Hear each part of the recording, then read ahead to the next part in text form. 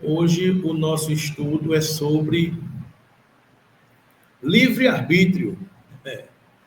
Então vamos embora, né? Vamos estudar um pouco essa questão do livre-arbítrio, esse caminho que a gente sempre, graças ao bom Deus, ele nos oferece, né? A gente sempre tem a possibilidade de tomar um caminho, né? Quero não, obrigado.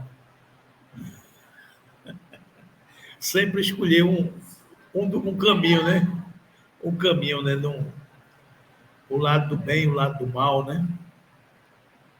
Então, o objetivo é correlacionar o conceito de livre-arbítrio e todos esses conceitos que a gente vai dar uma pincelada: ética, moral, vontade, liberdade, determinismo, e analisar o significado espírita de livre-arbítrio.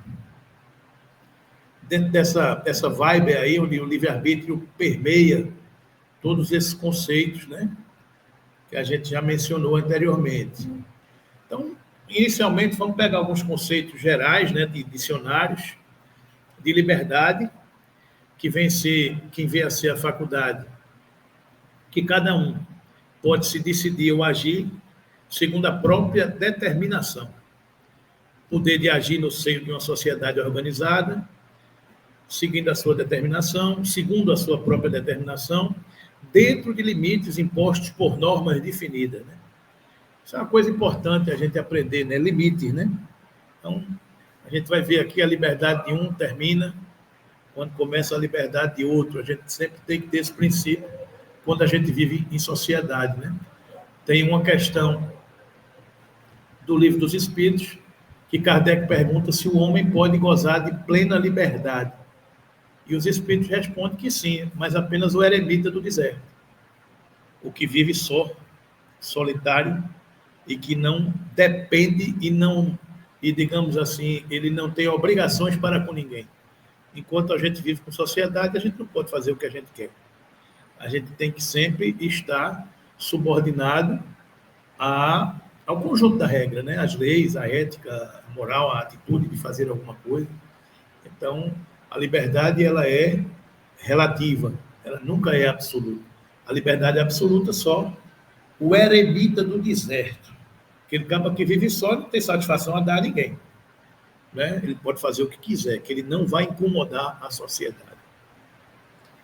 O livre-arbítrio, segundo o dicionário, é a possibilidade de decidir, escolher em função da própria vontade, isenta de qualquer condicionamento, motivo ou causa determinante. Ou seja, aí já eu tenho um livre-arbítrio, então eu posso fazer o que eu quiser. Eu não tenho freios. O freio é o seu próprio livre-arbítrio, segundo determinados valores que a gente vai ver aqui, né? A liberdade de agir está condicionada, portanto, à vontade. Eu preciso ter a vontade de fazer alguma coisa. Isso aqui são conceitos que a gente encontra nos dicionários, né?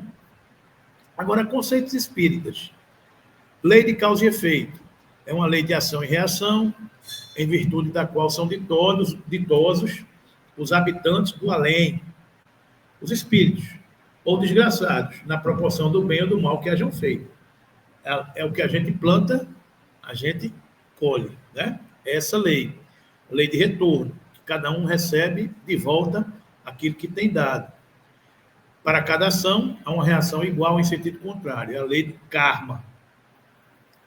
E karma é uma palavra que significa débito ou crédito perante a justiça divina, resultante de nosso procedimento de encarnações anteriores, né? Então, algumas religiões, filosofias orientais falam muito desse conceito de karma, né? Eu trago o karma, que é aquilo que é resultante de uma semeadura anterior. O passado determina o presente, como o presente determinará o futuro dentro do princípio da causalidade kármica, né? Isso é importante a gente saber, e claro que, como nós sabemos que somos espíritos, muitos desses conceitos, dessas filosofias, dessas religiões, a gente já passou por eles. Então, muitas coisas dessas são presentes no nosso inconsciente, né? Então, por mais que a gente seja agnóstico, a gente não acredite em nada, a gente sempre tem uma intuição, uma lembrança de que nós somos a resultante de algo que nós já fomos, né? E que nós estamos sempre plantando a semeadura do amanhã, né? Então, a gente está sempre num processo de evolução. Eu sou hoje o que eu plantei ontem. Eu serei amanhã o que eu planto hoje, né? Então, é sempre esse ciclo. E a gente está sempre caminhando. A gente nunca está parado, né? A gente sempre está em movimento. Então, isso está presente no nosso inconsciente.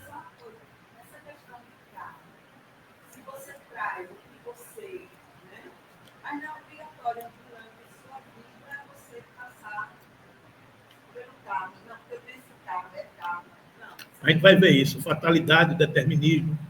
A gente vai chegar lá nessas dúvidas nossas, né? Ah, eu tenho que pagar isso, tem que ser dessa forma, né? Vamos ver aqui, mais na frente a gente volta. Determinismo, conexão rigorosa entre os fenômenos naturais ou humanos, de modo que cada um deles é completamente condicionado pelos que o procedem. Isso é um determinismo da lei, né? Então, eu tenho que passar por aquilo porque eu plantei, né? Então, é esse conceito aqui, é uma conexão rigorosa. O determinismo é esse conceito que fala de uma conexão rigorosa. Eu tenho que passar por aquilo, é determinado pela lei que eu tenho que passar por isso. Fatalidade, isso é um outro conceito que a gente fica muito, às vezes, em dúvida, né? Então, a fatalidade supõe uma decisão prévia e irrevogável de todos os sucessos e insucessos da vida, qualquer que seja a importância deles, né? Então, fatalidade, ele está dizendo aqui que a decisão já está tomada, vai acontecer de todo jeito. Então, a fatalidade é que isso aconteça, né? Então, isso aqui é relativo, a gente vai ver mais na frente, porque, de uma certa forma, anularia o livre-arbítrio, né? Mas a gente vai estudar um pouco isso aqui mais. A fatalidade existe unicamente pela escolha que o espírito fez ao encarnar, desta ou daquela prova para sofrer.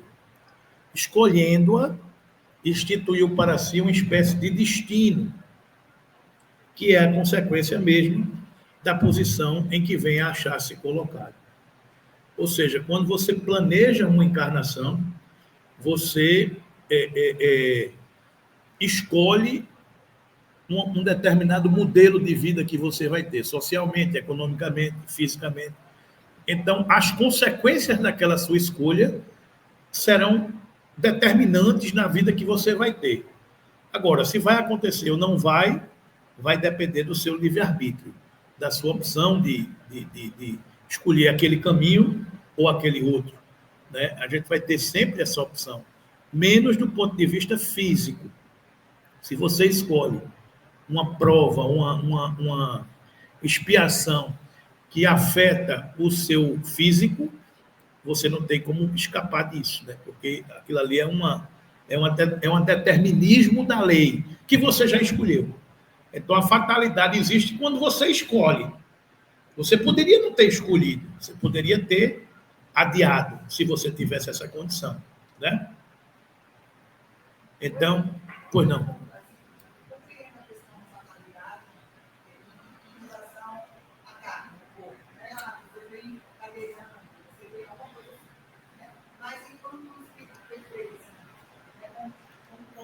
Gostei, espírito feito assim foi ótimo.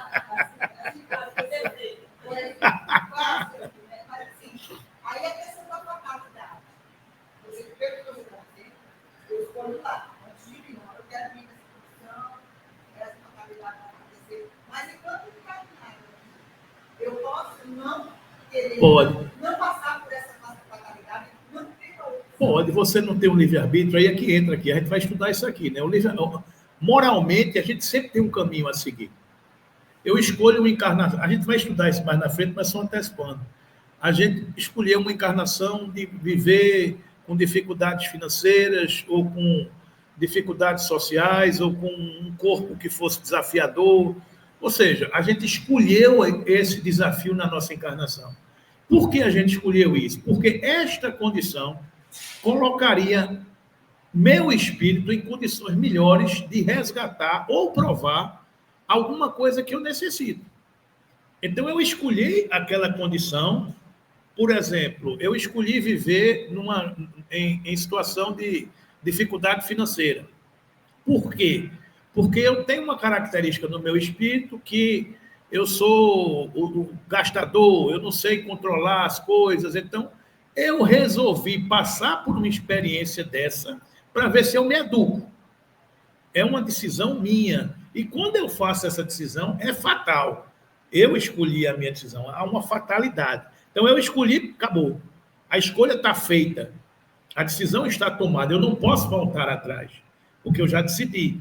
Agora, quando eu estou na encarnação, que estamos todos aqui, passar por aquelas condições que eu planejei passar para adquirir alguma coisa é uma questão nossa, que a gente vai ter sempre o livre-arbítrio. Ah, não, eu teria que passar por isso, mas eu não estou aguentando, não vou passar, não. Vou arrumar um atalho e vou desviar do caminho. A gente tem sempre o livre-arbítrio de escolher o caminho que a gente quer. Eu vou até o fim ou não vou. Então, não há essa fatalidade para eu passar por esse caminho. A gente sabe que passando, o mérito vai ser maior, porque você vai conseguir superar a sua dificuldade, né? Passando, você conquistou. É aquela história, você está se matriculando na faculdade, você pode se matricular em 4 cadeiras, em 5 ou em 10. Não é isso? Na hora que você está escolhendo em quantas você vai se matricular, há uma fatalidade que você não pode voltar atrás. Se eu escolhi passar por 10 cadeiras, as consequências disso eu vou ter que arcar. Por que eu me matriculei em 10 cadeiras? Porque eu quero ter um resultado mais rápido, melhor, do esforço que eu vou ter.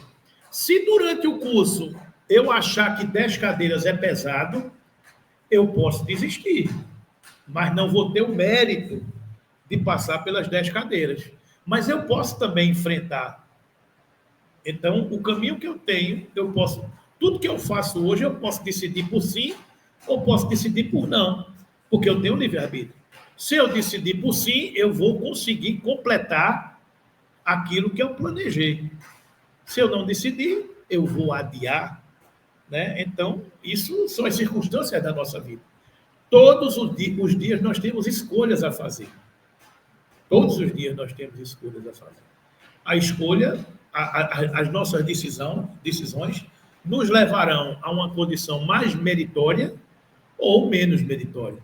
Eu vou suportar? Vou. Vai ganhar mais pontos, mais bônus hora, como a gente diz no popular. Não vou suportar. Tudo bem, você também tem esse direito, mas você vai adiar. Você não vai conseguir deixar de resgatar aquilo que você tem que resgatar. Você pode escolher resgatar agora ou resgatar depois. Né? Você tem esse livre-arbítrio. Né? A menos quando é compulsório, aí é outra história. Compulsório é o seguinte, não, o outro vai ter que ir agora, que não tem jeito, não. Vai ter que ir. Né? Então, é aquela história do filho que não quer obedecer ao pai. Meu filho, vá fazer isso. Não, papai, vou não, tem tempo. Meu filho, vai fazer isso. Não, meu filho, tem tempo.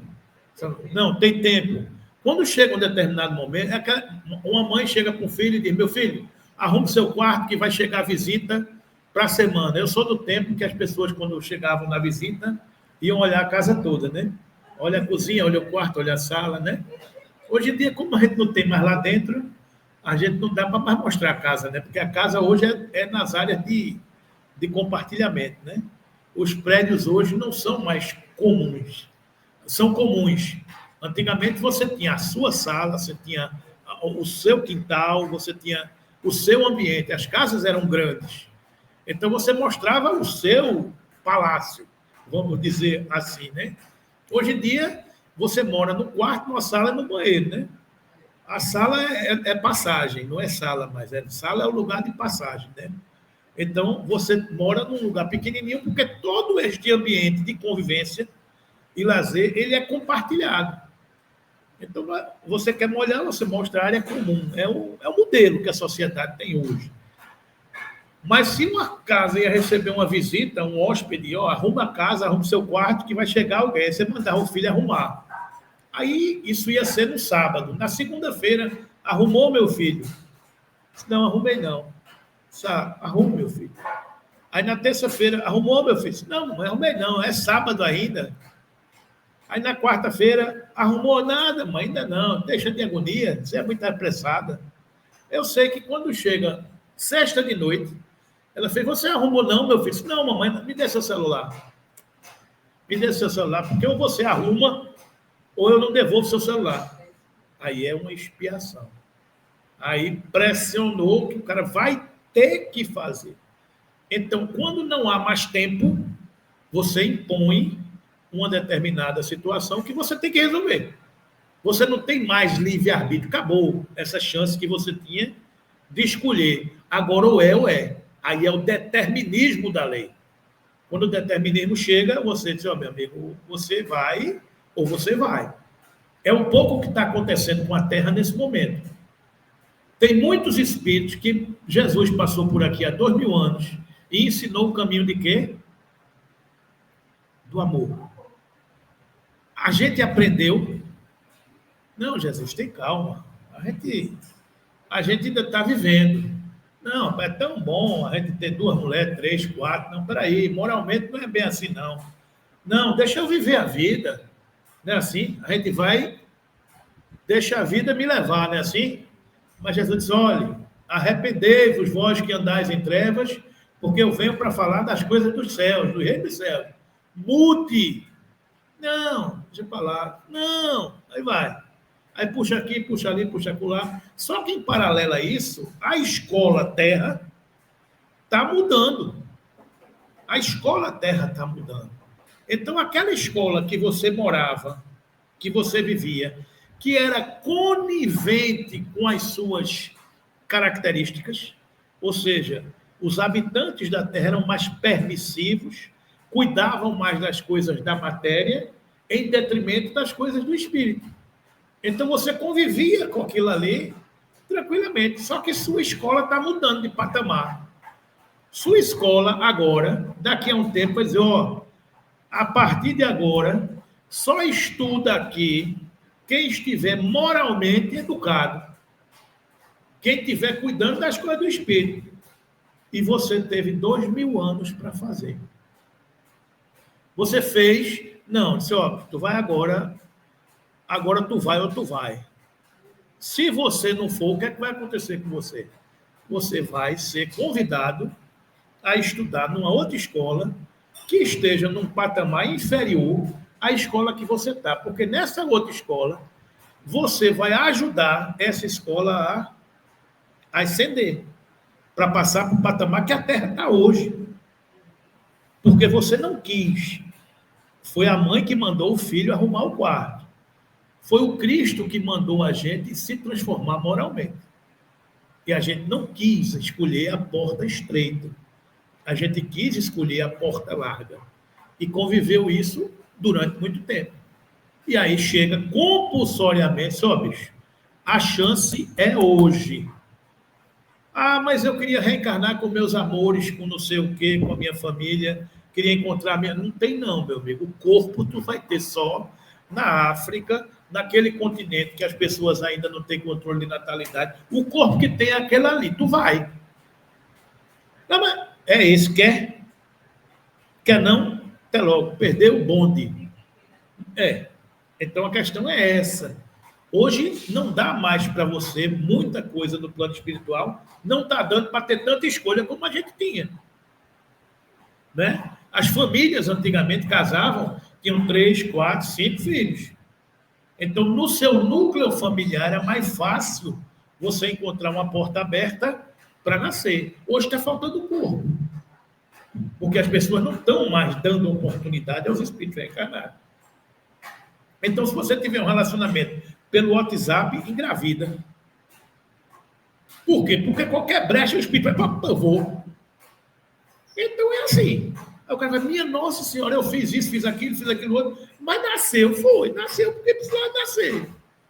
O espírito está doido para vir, então abriu uma brecha, foi.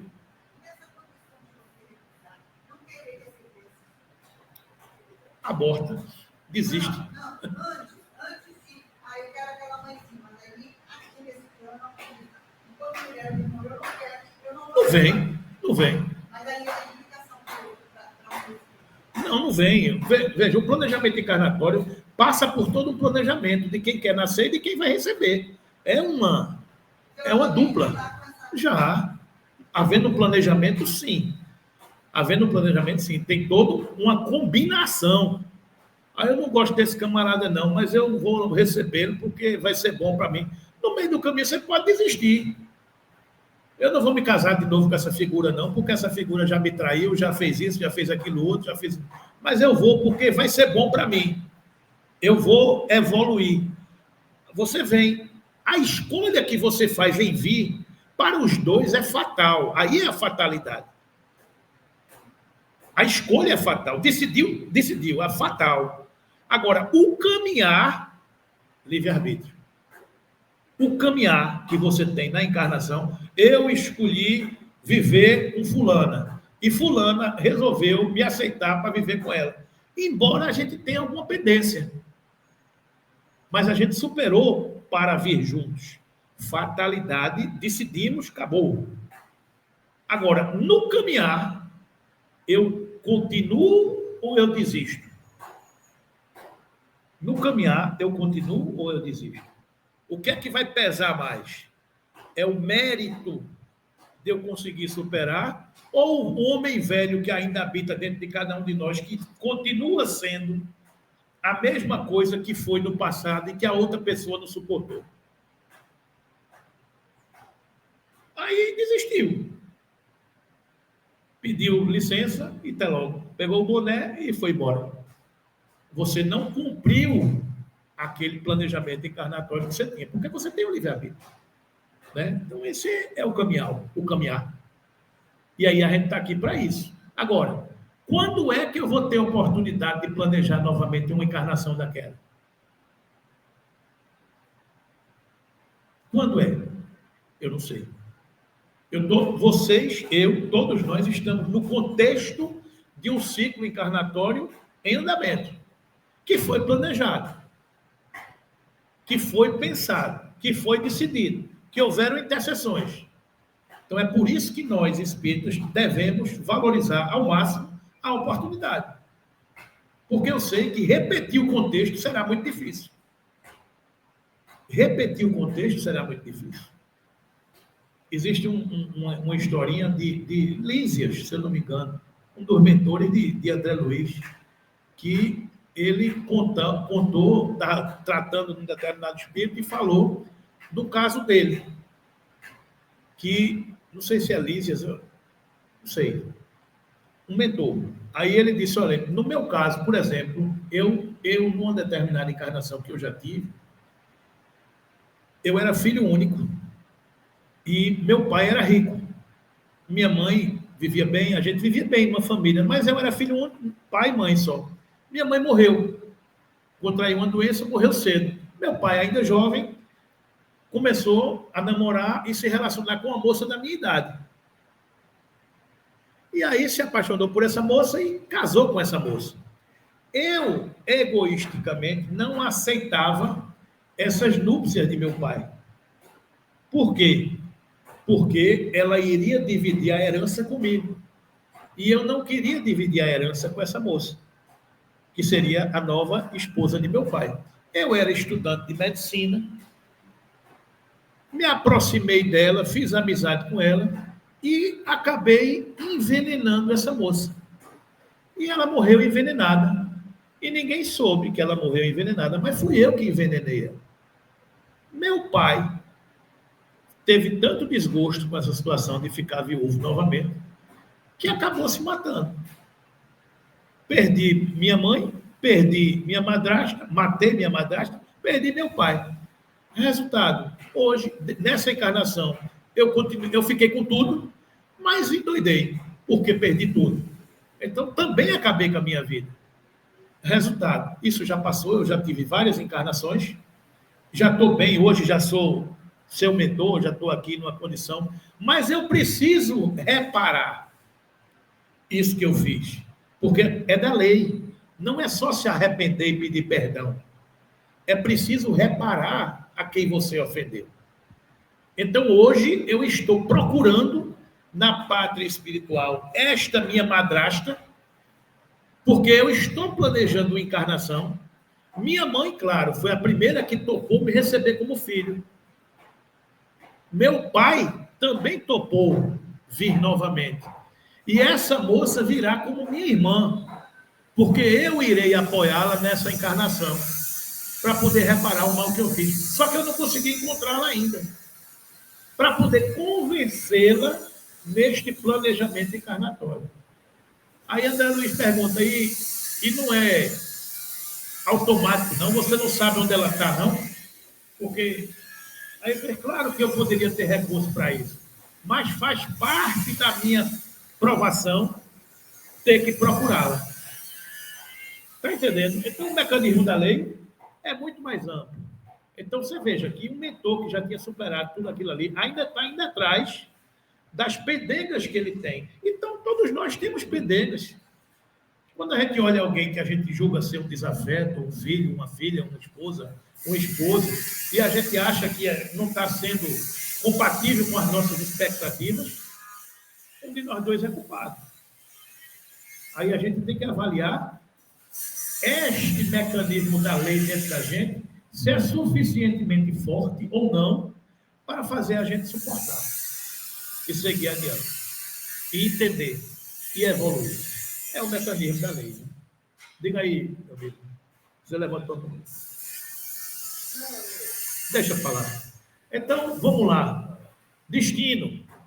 Sucessão de fatos que podem ou não ocorrer e que constitui a vida do homem considerados como resultantes de causas independentes de sua vontade.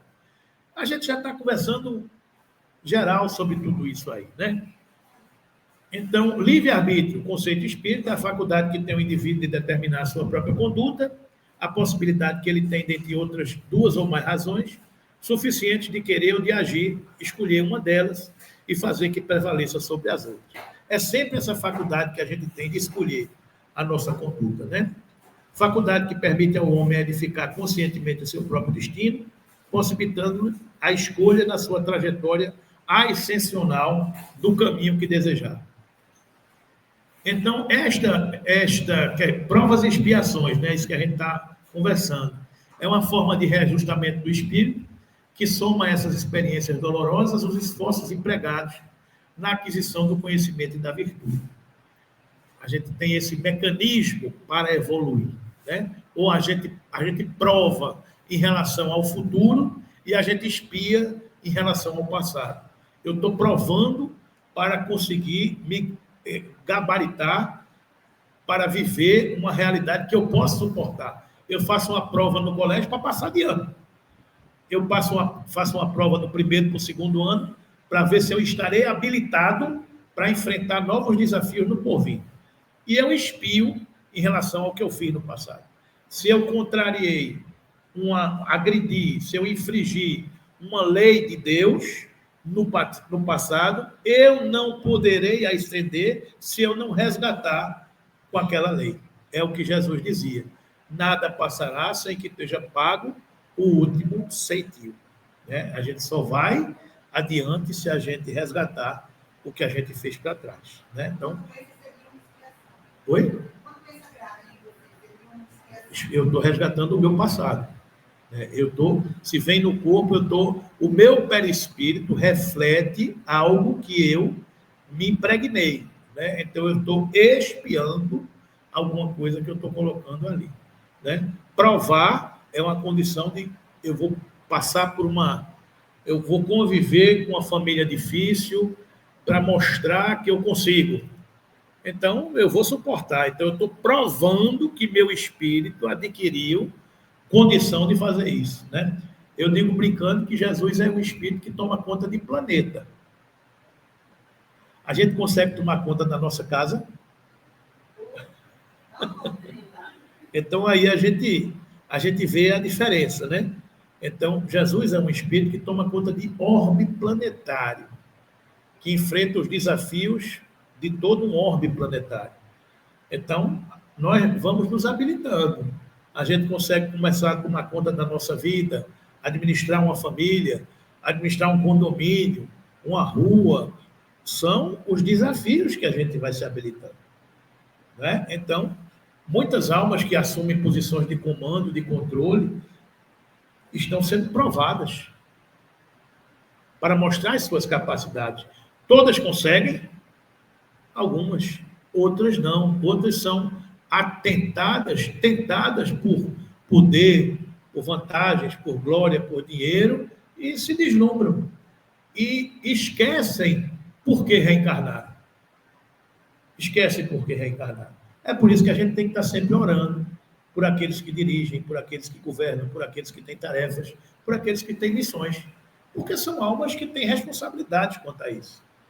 Né? Você vê um presidente dos Estados Unidos da América, um cara que tem um poder enorme na mão. A gente tem que orar por essas almas. Vão dar conta do seu recado? Não sei. Aí é cada um que responda pelas suas atitudes. Né? Um presidente de uma agremiação de bairro, um presidente de uma casa espírita, um presidente do condomínio. Cada um tem a sua tarefa, a sua missão circunscrita àquela realidade. O chefe de um lar, a dona de um lar, todos nós temos as nossas responsabilidades, de acordo com a nossa capacidade que temos de enfrentar. Né? Então, sempre temos um peso, uma responsabilidade compatível com aquilo que a gente pode entregar. Não é isso? Então, a gente tem que estar sempre orando. Fulano de tal é isso, é aquilo, é bandido, é ladrão, é safado, não sei o que Jesus o inspire e o abençoe. Porque nas mãos de cada pessoa dessa aí existem destinos de muitos outros. Né? Então, é a responsabilidade. A gente tem que ter essa percepção de entender que estão todos cumprindo uma tarefa, de acordo com a sua capacidade. Conseguiram passar na sua tarefa, mérito dele, ponto para ele. Não passaram, perderam a oportunidade. Perderam a oportunidade. Não é isso? Provação é a luta que ensina ao discípulo rebelde e preguiçoso a estrada do trabalho e da edificação espiritual. A expiação é a pena imposta ao malfeitor que comete o crime. Então, cada um tem segundo as suas obras, né? A gente recebe a oportunidade, se aproveita a oportunidade, a gente ascende. Se a gente não aproveita, a gente joga fora. Não é isso? Então, por exemplo, quantas almas a gente não encontra nas nossas reuniões mediúnicas que já foram figuras muito importantes e que hoje estão em condições, às vezes, até deploráveis. Por quê? Porque não aproveitaram a oportunidade. E quando não aproveitaram a oportunidade, enfrentaram a lei. E quando enfrentaram a lei, colheram o que plantaram. E quando colheram o que plantaram, se revoltaram com a lei. E a revolta deles com a lei está direcionada àqueles que eles acham que é o responsável pela lei, Jesus. Então, boa parte dessas almas são revoltadas com Cristo. Porque o Cristo me enganou. Porque o Cristo me traiu. Porque o Cristo não me deu o que eu queria. E foi? Ou foi você que não entendeu o mecanismo da lei? E jogou fora a sua oportunidade? Não é isso? Então, nós somos o que a gente planta. E a prova e a expiação é esse mecanismo que a gente tem de estar sempre em evolução. Evolução. Uma lei imutável, determinismo da lei de Deus, incessante, inquestionável. Nessa lei não existe o repouso, o letargo das forças e a inércia. É o imperativo do progresso. Escada infinita, cada qual abrange a paisagem de acordo com o degrau que se coloca. É uma estrada para cima, inçada de perigos, empeços, sofrimentos e espinhos, que para nós se exibem como sendo dolorosos e difíceis problemas. A beleza da subida é a própria subida, não é o cume da montanha. A graça está na escalada. A beleza está na escalada. Simplesmente chegar no cume da montanha não tem graça nenhuma. O bom é o subir, né? É a nossa lenta caminhada de retorno para Deus. Os que mais amam vão à frente, o mérito, né? Os que mais amam enfrentam todos os desafios, enfrentam os leões, né? Traçando caminho aos seus irmãos. Então, meus irmãos, livre-arbítrio, questões do Livro dos Espíritos. Tem o homem o livre-arbítrio de seus atos? Resposta: pois que tem a liberdade de pensar, tem igualmente a de obrar. Sem o livre-arbítrio, o homem seria máquina. Ou seja, nós não somos máquinas, nós temos a liberdade de fazer aquilo de acordo com a nossa vontade. Não é isso? Do livre-arbítrio goza o homem desde o seu nascimento, a liberdade de agir desde que haja vontade de fazê-lo. Nas primeiras fases da vida, quase nula é a liberdade, que se desenvolve e muda de objeto com o desenvolvimento das faculdades. Então, aqui é interessante a gente refletir numa criança, um bebê. Um bebê tem liberdade de fazer alguma coisa? É muito pequena a liberdade que aquele bebê tem, porque ele está subordinado aos cuidados de almas mais experientes e vividas que o encaminham. Então, o cuidado de alimentar, o cuidado de dar remédio, o cuidado de colocar para dormir, de dar banho, de prover o básico para a sustentação da vida. Então, a criança, o bebê, tem um livre-arbítrio muito pequeno, mas à medida, estando seus pensamentos em concordâncias com o que a sua idade reclama, a criança aplica o seu livre-arbítrio àquilo que lhe é necessário. À medida que essa criança cresce, a sua idade aumenta, você vai dando mais responsabilidades.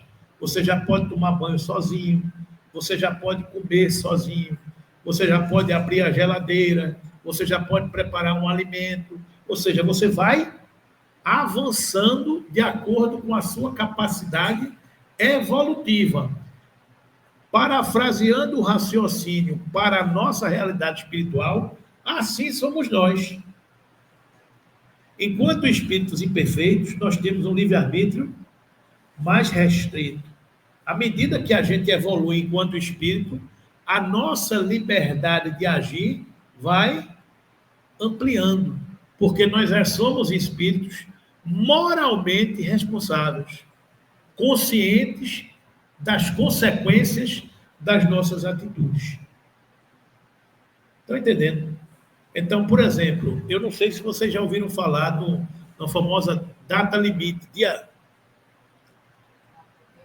data limite, que teve até um filme que falaram aí que o ano de 2019 seria uma data limite e que as coisas iam acontecer no planeta de acordo com tudo isso.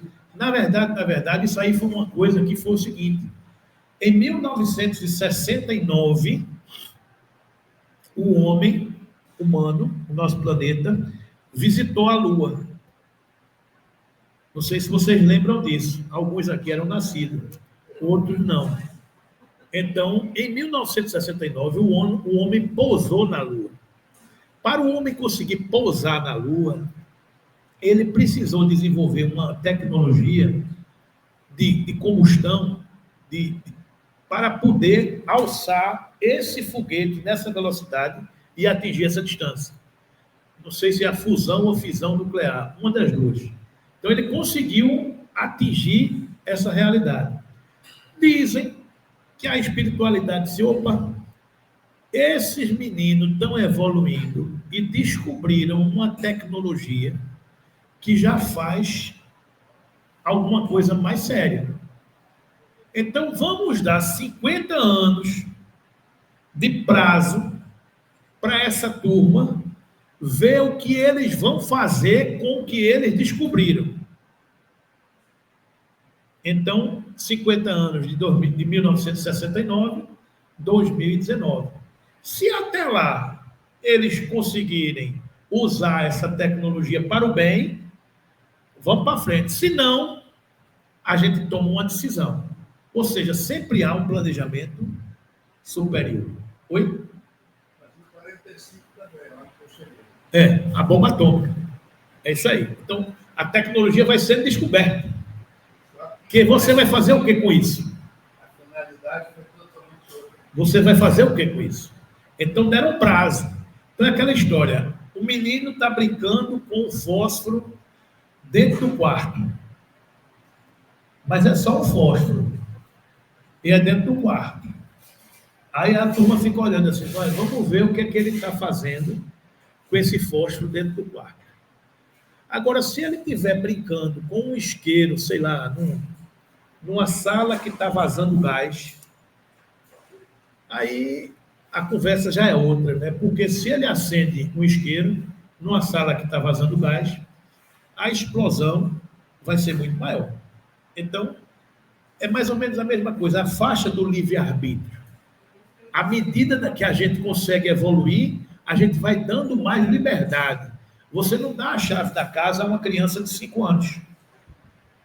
Mas você dá a chave da casa quando seu filho faz 20 anos, 18 anos, se ele tiver juízo. Você não dá a chave do carro se ele não sabe dirigir. Claro, é a escolha de cada um. Né? Mas a liberdade, a faixa do livre-arbítrio, você não dá liberdade se ele não tem a capacidade de escolha que você percebe que é coerente. Você não percebe que aquela... Não, esse meu filho tem juízo. Eu posso deixar ele escolher. Porque você percebe, você solta a rédea, porque você percebe que ele tem capacidade de escolha. Se você não percebe, você não solta. Mas também, se não tem jeito, você solta de todo jeito. Aí é a vida que vai resolver. Não é você mais, né? Você fez o que era possível. Mas o pai e a mãe sempre estão ali querendo proteger, querendo segurar, querendo ser o freio, querendo ser a escolha. E muitas vezes não é você que vai fazer seu filho crescer. Quem vai fazer ele crescer é ele caminhando. A gente tem que identificar esse limite, né? Então, não constituem obstáculos ao exercício do livre-arbítrio as predisposições instintivas que o homem já traz consigo ao nascer, ou seja, as memórias encarnatórias, né? As predições instintivas são as do espírito antes de encarnar, conforme seja este mais ou menos adiantado. Elas podem arrastá-las à prática de atos repreensíveis no que será secundado pelos espíritos que simpatizam com essas disposições. Não há, porém, arrastamento irresistível, uma vez que se tem a vontade de resistir. A vontade de resistir.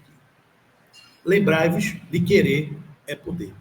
Na encarnação passada, eu tinha diversas atitudes que me levavam a ser, sei lá, uma pessoa violenta.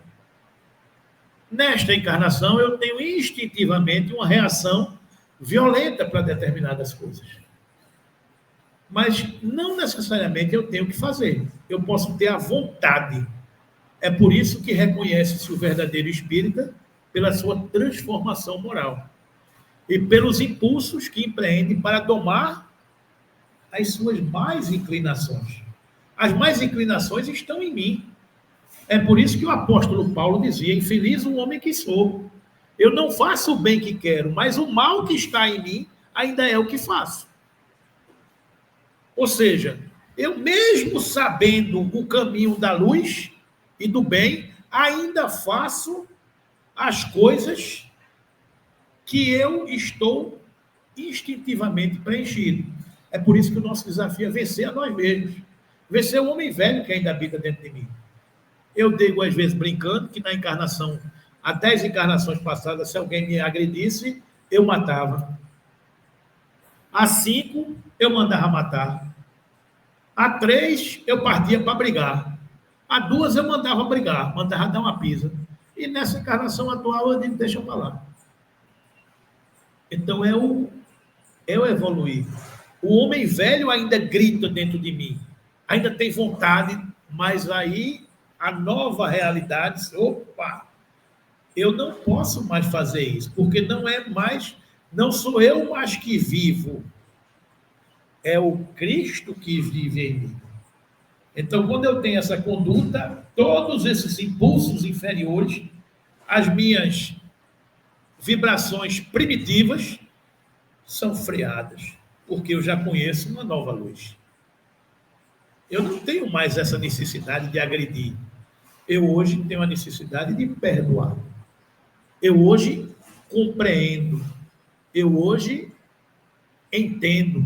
Eu hoje respeito. Eu hoje tolero. Porque é o Cristo que vive em mim. Essa é a atitude do cristão, daquele que já conhece o caminho, a verdade e a vida, e que já escolheu. Então, quando você dá provas de que você entendeu, a sua faixa de livre-arbítrio vai se ampliando. Vocês que estavam ontem comigo estudando o Nosso Lar, estudaram o último capítulo de Nosso Lar e viram o diploma que André Luiz recebeu. Cidadão de Nosso Lar. Porque ele passou um bom tempo aprendendo, estagiando, exercitando, mas ele só recebeu o título de cidadão de Nosso Lar quando ele saiu da condição de aprendiz, de assistido, para se tornar um efetivo trabalhador de Nosso Lar. Porque ele chegou na casa que ele viveu com a sua esposa, seus filhos, e encontrou a esposa casada com outro homem e foi ajudar o outro homem a superar a sua enfermidade.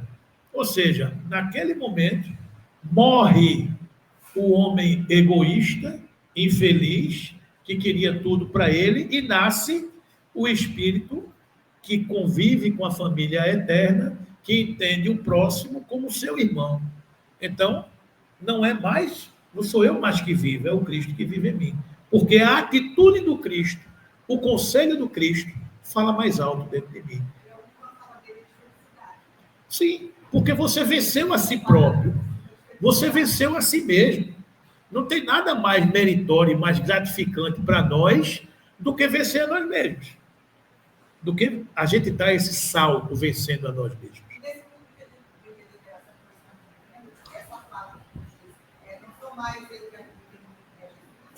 É muito importante compreender isso. Sim. Porque hoje em dia, está no trânsito, está no supermercado, está numa farmácia, está no banco. Se você não chegar, a pessoa vem, começa a chegar assim, embora você saiba que está errado. Claro. Mas se você não fizer isso, toda uma dimensão. Essa, Rita, é a dimensão de dar a outra face. Quando Jesus chega para você e diz que se alguém te bater na face direita, oferece também a esquerda, não é uma dimensão de covardia, de efetiva pancada, é a dimensão de responder o mal com o bem. Então, responder o mal com o bem é compreender em que situação aquela alma está. Em que situação aquela alma está? É aquela historinha de um homem que entrou no metrô e entrou com duas crianças. E as crianças estavam muito inquietas, correndo para um lado, correndo para o outro, mexia com um, mexia com o outro. E o homem, sentado, circunspecto, com a cabeça baixa, pensativo, parecia que não estava presente. E as crianças tocando horror. Aí chega uma senhora, vira para ele e faz: o senhor não tem responsabilidade? Aí o homem fala: hã? Ela disse: o senhor não tem responsabilidade? O senhor não está vendo que as suas crianças estão correndo para todo canto, incomodando todo mundo? Aí ele fez: ah, minha senhora, me desculpe, eu vou chamar meus filhos para cá. Aí chamou os filhos para cá, ela fez: o senhor é um pai muito desnaturado, não sabe educar seus filhos. Aí ele vira para ela e faz: senhora, me perdoe, que a gente está vindo agora do velório da mãe deles. Então, a senhora me perdoe, mas eu vou procurar melhorar. Então, muitas vezes na vida, Rita, essa pessoa apressada do trânsito, essa pessoa que empurra na fila, essa pessoa que fura uma fila, a gente não sabe o que ela está passando. A gente não tem condições de perceber o que ela está vivendo. A gente não tem condições de entrar na vida dela. Então, o que a gente pode fazer é: tudo bem, meu irmão, eu estou aqui para ajudar. Né? Não, eu estou aqui, está tranquilo, eu estou aqui podendo te ajudar. Se a gente não puder falar, a gente vibre. Se a gente não puder falar, a gente ore. Porque essa é a condição do semeador que saiu a semear. Porque o mundo está muito desafiador. O mundo está muito carregado. Ainda sábado, eu acho que eu entrei numa lojinha dessa de posto de gasolina, uma jovem, do nada, começou a desabafar, falando com outra moça, daqui a pouco. Ou seja, ela acabou se dirigindo a mim, e a gente falou, e ela... Bom, a gente está sendo... na rua, as pessoas estão nos procurando nas ruas, sem nunca ter visto a gente antes. Então, o papel da gente cristão, é o papel de Jesus no meio da multidão com Verônica. De mim saiu virtude. Então, é claro que a gente não pode se comparar a Jesus, que a gente não tem essa virtude. Mas o papel da gente é sair conseguindo se expandir, levar uma palavra, levar uma vibração, levar um sentimento. Né? Essa é que é a condição que a gente tem hoje. Né? Então, não há arrastamento irresistível. A tentação vem, mas a gente sempre pode vencer o homem velho que habita dentro de cada um de nós. Né? Relação entre liberdade e responsabilidade. A liberdade e a responsabilidade são correlativas no ser e aumentam com a sua elevação. É a responsabilidade do homem que faz sua dignidade e moralidade. Sem ela, não seria ele mais do que um autômato, um joguete das forças ambientes. A noção de moralidade é inseparável da de liberdade. É aquilo que a gente falava, né? Quanto mais moral a gente tem, mais liberdade a gente tem de atuar.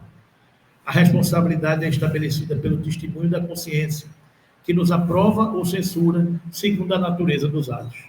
Se a liberdade humana é restrita, está pelo menos em via de perfeito desenvolvimento, porque o progresso não é outra coisa mais do que a extensão do livre-arbítrio no indivíduo e na coletividade. Quanto mais evoluído a gente está, mais avançada é a faixa do nosso livre-arbítrio, para sermos co-criadores. Porque o Cristo confia a ministros que estão perto, próximos a ele moralmente. Né? A gente não confia a responsabilidade de coisas grandiosas a simples crianças. Né? A gente confia a almas mais evoluídas, que vai tendo a capacidade de pensar parecido com aquilo que o Cristo nos ensinou. Não é outra coisa, mais do que a extensão do livre-arbítrio, do indivíduo e na coletividade. Isso aí, para mim, coloca muito assim, que ela faz, está por dentro. Sim. Não. Mas quem é que faz o mal? A partir do livre-arbítrio que a gente tem. Aplicando erradamente a escolha. A escolha da partir. Isso. Para o bem ou... Exatamente. É o que a gente vai ver aqui, uma frasezinha aqui. O livre-arbítrio é, pois, a expansão da personalidade e da consciência. Para sermos livres é necessário querer sê-lo e fazer esforço para vir a sê-lo, libertando-nos da escravidão, da ignorância e das paixões baixas, substituindo o império das sensações e dos instintos pelo da razão. Então, a gente vai sempre evoluindo, né, para chegar na condição da moralidade. E essa escala aqui que resume o que a gente está falando. A gente sai da condição de espírito simples e ignorante, que foi criado no início aqui, vocês estão vendo aqui, ó, o espírito simples e ignorante, o princípio inteligente, ele evolui, passando pelo reino mineral, reino vegetal e reino animal, e aqui nesta barra, ele torna-se espírito. E quando ele torna-se espírito, ele sai numa escala, espírito imperfeito, bom espírito, puro espírito. E onde está o livre-arbítrio? Está aqui, ó, faixa do livre-arbítrio. Olha o tamanho da faixa do livre-arbítrio na condição de espírito imperfeito. Bem pequenininha, tá vendo? Olha a faixa do livre-arbítrio na condição de bom espírito. Já aumenta. E olha a faixa na faixa do livre-arbítrio do espírito puro. Bem alta. Ou seja, à medida que o espírito evolui na condição evolutiva, na condição moral, a nossa faixa de livre-arbítrio se amplia. Né? Esse gráfico fala muita coisa. Né? Qual a diferença entre os conceitos de liberdade com ética e liberdade com moral? Então, primeiro, vamos ver o que é ética. Ética é a teoria que dá sustentação das nossas ações, enquanto moral é a prática. Liberdade com ética é autonomia de agir em função do que se quer e do que o que o outro espera que se faça. Então, a ética, a liberdade com ética, é ter em nós os princípios que nos motivam. Agora, a liberdade com moral é agir no bem, fazer aos outros o que gostaríamos que os outros nos fizessem. é fazer o bem e não o mal, é a prática dos bons costumes. Então, a teoria, a ética é a teoria que dá sustentação às nossas ações, enquanto a moral é a prática dessa teoria. Ou seja, nessa concepção, moral pode ser compreendida como o conjunto de nossas ações, baseado no conjunto de nossas crenças e valores. Quanto mais valores, quanto mais ética nós nutrirmos no nosso ser, mais moralmente a gente vai avançar e a gente vai agir no bem, porque a gente está impregnado de bons valores conquistados ao longo da nossa caminhada.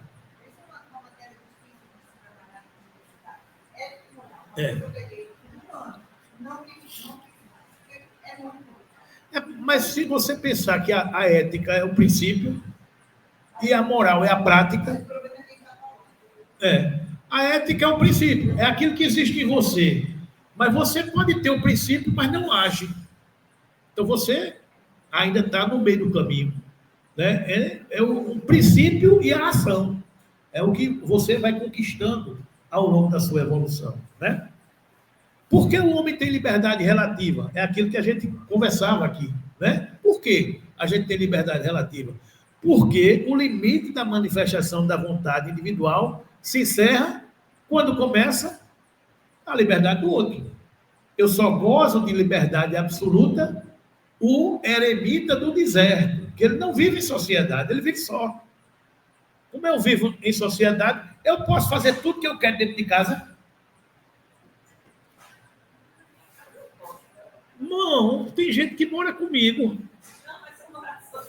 Não, se morar sozinho, eu não posso fazer no meu prédio. Incomodar o vizinho. Eu posso ouvir a música que eu quiser, na altura que eu quiser, dentro de casa. Está feita a confusão. Eu posso pisar dentro de casa com salto alto, que tem apartamento de baixo, é uma confusão. Porque a minha liberdade termina onde começa do outro. Aí eu posso até usar, mas aí vai ter essa consequência. Sim, isso. E que eu não estou correto, porque eu não estou afetando somente a mim. Eu estou pensando nele. Né? Então, é aquela história do moral. Eu sei o que é certo, mas eu estou fazendo. É o agir no bem. Não. E eu também, agora eu também não pode obrigar que eu goste de gado. Estou dizendo isso porque eu vivo nessa situação. Né? Eu não, mas meu irmão cria 8 gatos. Então, e como eu moro em casa e sou vizinho a ele, os gatos deles gostam da minha casa. Eu acho que é por isso que eles vivem lá, porque eles sabem que eu não gosto deles. Mas... Não, eu acho gato chato, né? Porque aquele gato é aquele bicho que não dá. Ele não diz a você que está gostando nem que está achando ruim. Ele fica com aquela cara assim, balança o rabinho. Bom, estamos em evolução. Eu acho que em algum momento da minha vida eu me desencantei com algum gato. E aí, no Egito, aquela praga da Europa que matou os gatos todos, porque disseram que o gato era a manifestação do diabo, né? Aí depois surgiu a peste negra, porque os ratos proliferaram. Então, vai ver que eu estava ali naquela história. Eu acho que tem alguma coisa. Mas eu convivo com eles hoje numa boa. Eu já dou bom dia. Como vai? Tá tudo bem? Sinto falta deles. Não faço, não. Maldade, não.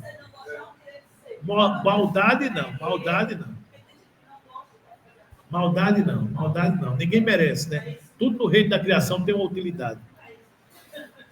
Mas a liberdade do osso termina quando começa a minha.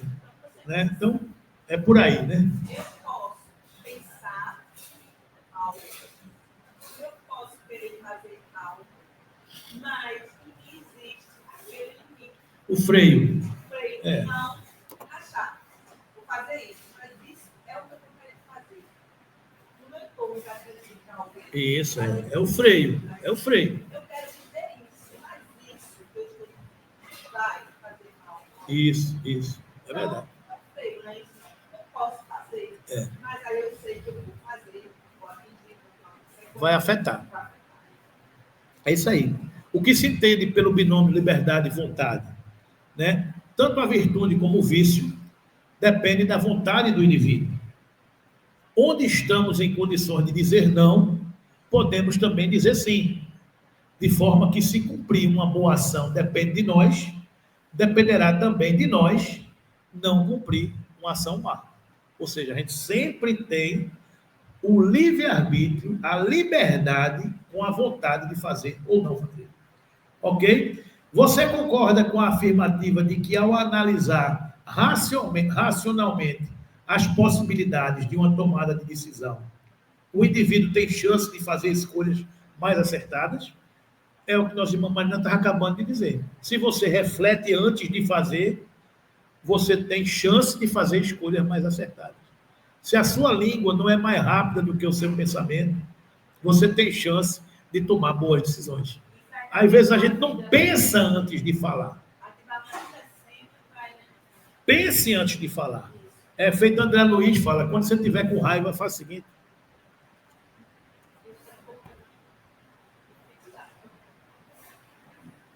Bote água na boca, porque você não vai falar. Espere a vontade passar, engula e siga adiante, né? Então, meus irmãos, a coisa, vamos ficando por aqui por causa da hora, mas, em suma, o que a gente aprende com essa questão de livre-arbítrio, de fatalidade, de evolução, na próxima semana, a gente vai estudar mais um pouco, que é a questão do causa e efeito, e vai voltar toda essa questão que a gente está cuidando aqui. Mas é esse pacote de que nós somos aquilo que nós plantamos e colheremos aquilo que nós estamos vivenciando hoje, né? Então, que Jesus nos abençoe, nos ampare, nos guie e que sigamos sempre aprendendo com Cristo e com todos aqueles que contribuem para a sua doutrina de paz, amor e caridade. Vamos lá.